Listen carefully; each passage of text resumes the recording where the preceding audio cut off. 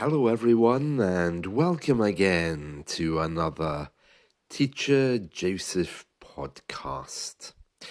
Well, the time has come to send some Christmas hampers, and I thought today I could tell you more about what a Christmas hamper is. Well, basically, a Christmas hamper is a traditional gift basket that's typically given during the holiday season. These hampers are usually filled with a variety of things like food and drink, particularly cheese and things which don't expire within a very short space of time. So it's like the kind of things you would buy from maybe a delicatessen, cheese all wrapped up, or maybe some wine, some canned foods as well. The contents of the hamper can actually vary widely, but they're things like gourmet foods, seasonal treats like sweets, chocolates, and sometimes non-food items like little decorations to put on your Christmas table. Now, of course, because less and less people are now celebrating Christmas, fewer people than before, then it means that Christmas hampers are no longer very popular. Last year, I sent a few, but I became aware that to do it online is very easy, but also very expensive. And because people don't really live in the same neighborhood anymore, it's not possible for me to hand make them and then just deliver them myself. I did send a parcel of sweets. I suppose that counts, but it wasn't local. They went to someone I know that lives in another country. So I guess that's a kind of hamper, but usually a hamper is in a nice decorative wicker basket. The concept of the Christmas hamper has its roots in charity. And even now, there's a lot of churches who give hampers. Now, I say who, I guess I should really say which, shouldn't I? Churches which give hampers not to poor people, because I mean, of all the people who go to church, one thing we can say is that they're not usually poor, at least in this country. Church attracts middle class people, but they still have a habit of delivering hampers to people who are older, over a certain age, and it doesn't come in a basket. It's also usually just a basket of food. So this idea of a hamper originates in charity, but over the years has evolved into a kind of a gift. I love doing stuff like that, but less and less people do. And to be honest with you, I'm not sure that this Christmas tradition is going to last much longer, especially bearing in mind that as soon as the 25th comes, shops will be open either on the 25th or the 26th with loads of bargains and reductions. So what you can buy on the 23rd or 24th, you buy 50% cheaper on the 26th and 27th. And not only food, because on the 26th of December, officially sales start, and shops start a crazy campaign to move all of their things. Anyway, getting back to Christmas hampers, yeah, this idea of giving a hamper at Christmas comes from charity, because hampers were originally given to the needy during the Christmas season, as a form of aid and celebration.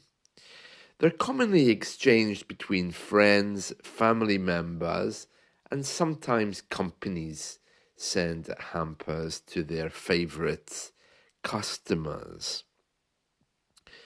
The beauty of a Christmas hamper lies in its versatility and the personal touch, because it's usually hand packed.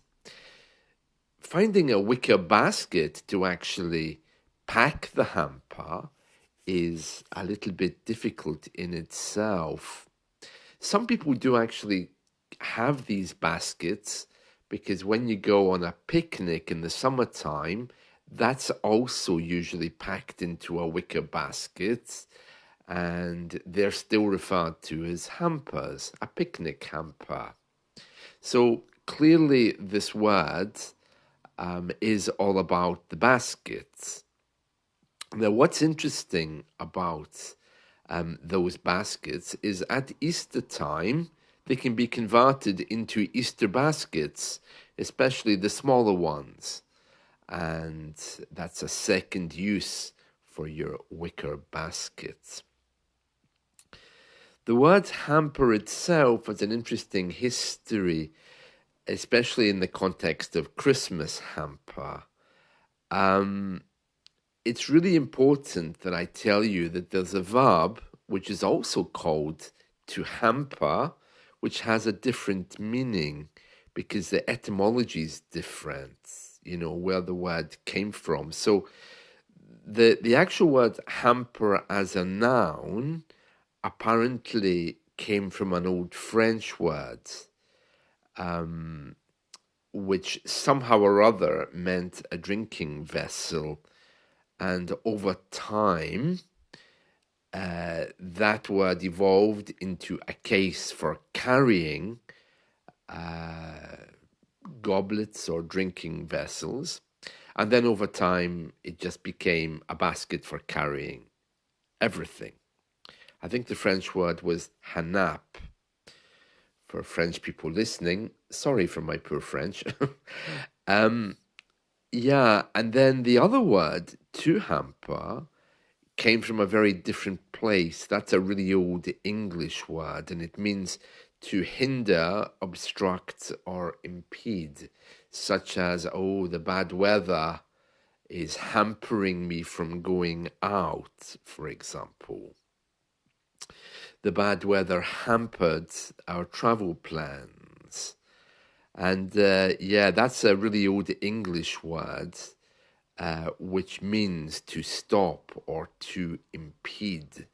When you're on the aeroplane and the air hostess, she always says, doesn't she, please make sure that your bags are stored in the overhead lockers above you, because they might impede your exits if they're on the floor. They always say something like that, don't they? So anyway, that's a slightly different word, to hamper, and that came from an old Norwegian word, hamla, or Low German hamperen, which means hindering or restraining. So they both ended up in English, one as a noun and one as a verb, with two very different meanings. One is a beautiful basket full of delicious food for Christmas. And the other one is something which could impede you or hold you back or stop you from doing something. Very interesting, isn't it? How they can be so different but yet have the same word. Yeah, we often have those scenarios in English. So yeah, that came from an old Norwegian word called hamla, which reminds me, did any of you see that movie, Hamala? There's a nice movie. That was a movie from the Philippines. It's considered to be a great movie. It was all about a young girl, and she claimed that she saw the Virgin Mary, And by doing that, she united families and villages. Well, she basically brought people who hated each other from around the village together. And she managed to reunite them because this apparition of the Virgin Mary, or Maria, as she's known across the world, the mother of Jesus, really brought people together. It softened their hearts. Of course, there was no apparition, and at the end of the movie, it's discovered. But by that time, the village is much happier than it was before. It's a very powerful movie. You can find it free online, and it's with subtitles. It's not in English. Hamala. Yeah, one of my favorites. In fact, I might try and watch that over the Christmas period. Of course, I say that, but within an hour, I'll probably have forgotten about it. Unless I write it down, it's probably not going to happen. But a great movie, great movie. So there we are. That's the word hamper. So I sent a parcel of food to some friends living in another country. I wouldn't have called it a hamper because it's not in a basket, but I suppose that's what it is, I guess, a hamper of food. But yeah, last year I delivered those. And speaking of Christmas traditions, I noticed that so far I've only received one Christmas card. Now, for me, that's quite something because I always send lots of cards, and I always receive lots of cards for Christmas.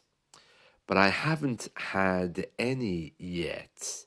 You know, Christmas card sending here in the UK is a little bit political. If you send a card and you don't get one back, then that's it. You're struck off the Christmas card list.